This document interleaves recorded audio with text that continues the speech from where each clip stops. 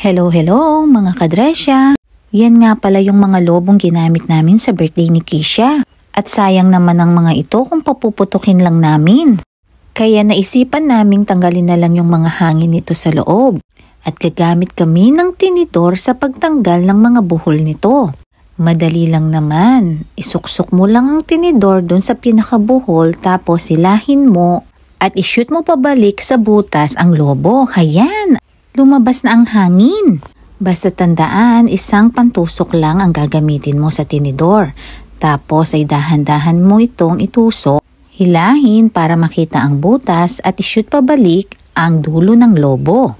Hindi rin naman kailangan yung mabilis dito. Ang importante ay hindi pumutok ito sa'yo o matusok ang lobo dahil mabubutas. Tulad na lang ng lobo na ito na may confetti sa loob. Dahil napakanipis ng lobo na ito kaya kailangan dahan-dahanin mo lang ito.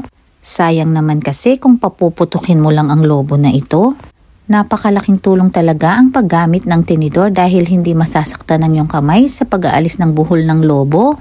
At kapag naman nawala na yung hangin sa loob ng lobo, ay magagamit mong muli ang mga ito sa susunod na okasyon.